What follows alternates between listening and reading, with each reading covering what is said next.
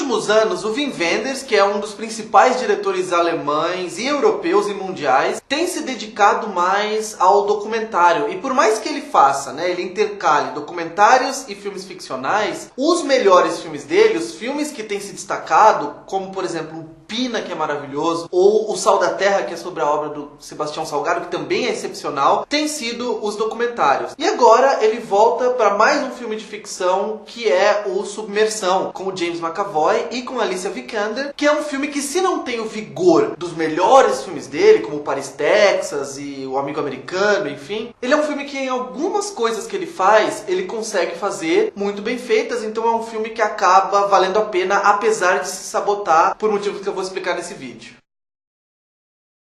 Submersão é, para começo de conversa, um romance, então o foco do filme é o relacionamento que começa casual, que começa acidental, entre um engenheiro, que é vivido pelo James McAvoy, e uma biomatemática vivida pela Alicia Vikander. Enquanto ele está envolvido com alguns assuntos de transposição de águas e de purificação de águas no leste africano, ela está envolvida num projeto de exploração das camadas mais profundas do oceano. E eles se encontram um certo dia num hotel e eles acabam tendo uma atração imediata, eles transam e eles conversam muito, eles passam alguns dias ali intensos de proximidade. E aí depois eles têm que se separar por motivos diferentes. E o filme faz o tempo todo aquela montagem paralela, né? Então a gente tá vendo o que tá acontecendo com ela, com ele, e a trama vai e volta no tempo, a cronologia é toda quebrada.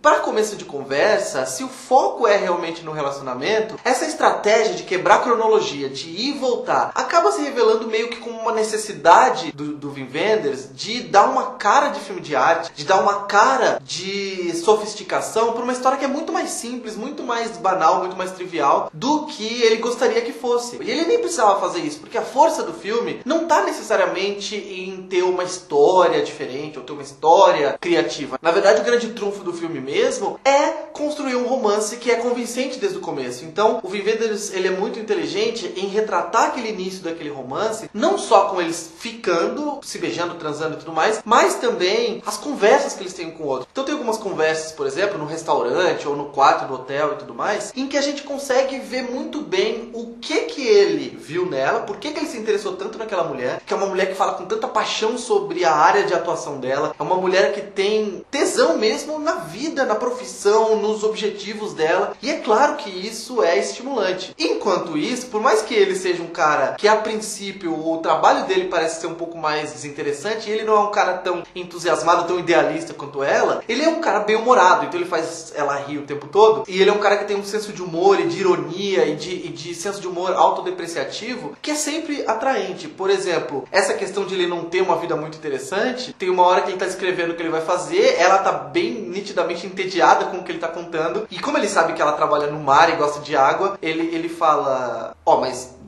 eu tenho piscina. Então, assim, são essas sacadinhas, assim, que mostram que ele é um cara bem humorado e que ele é um cara divertido, agradável de estar com. E é claro que tanto o James McAvoy quanto a Alicia Vikander, eles têm uma característica a favor deles, que muitos astros de Hollywood não têm, que é, eles não parecem astros de Hollywood. Então eles não têm aquela cara de astros intocáveis, né? Daquela beleza plastificada. Na verdade, eles conseguem convencer, apesar de eles já serem muito famosos, então mesmo quando ele vive o Professor Xavier no X-Men, ou quando ela vive a personagem principal, a Lara Croft, no Tomb Raider, eles conseguem vender uma humanidade, conseguem viver uma aura de gente comum, que é essencial pra gente comprar aqueles personagens e acreditar e torcer por aquela relação. Porém, mais uma vez vem o porém, além do filme usar certas trucagens, né, que são, parece que cacuetes de filmes de arte, pra dar uma cara um pouco mais de sofisticação para um filme que é mais banal. E de às vezes ele se sabotar nesse sentido. Por exemplo, logo no começo do filme tem um momento em que ela tá lá na expedição dela, triste, pensativa, olhando pro horizonte, e aí tem um cara que é o melhor amigo dela que vem perguntar pra ela o que tá acontecendo, e ela diz que não sabe dele, porque já faz meses que ele não entrou em contato com ela. E aí a cena seguinte já mostra ele preso dentro de um quartinho trancafiado, todo espancado, e a gente já sabe que ele é refém de algum grupo terrorista, alguma coisa nesse sentido, e já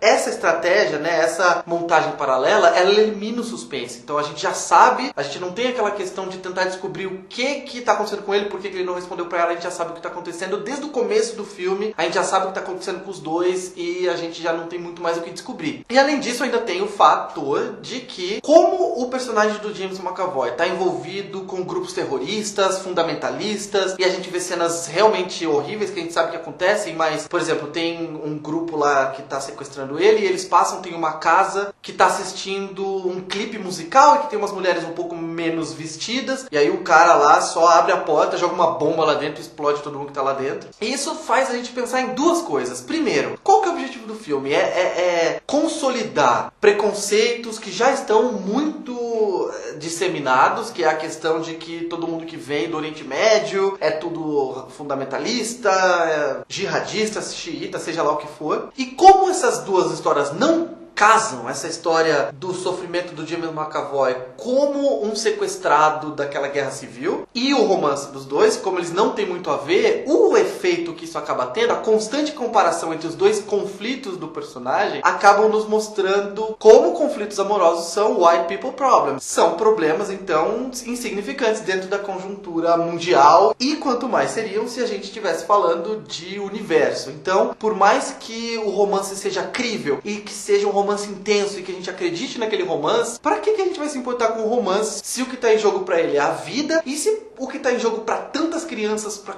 tanta gente inocente em vários países que sofrem tanto com fome, com pobreza ao redor do mundo, é a dignidade humana. Então, no final das contas, o filme mesmo se sabota e impede que a gente aproveite aquilo que a gente deveria estar aproveitando de uma maneira mais plena. Vem aqui dizer depois o que você achou de Submersão. Você gosta dos filmes do Wim Wenders? Você acha que esse filme faz jus à carreira do cineasta? Se inscreve no canal se você ainda não está inscrito, curte esse vídeo, divulga para seus amigos, clica no sininho ali em cima para receber notificação sempre que tiver vídeo novo, e por hoje é isso.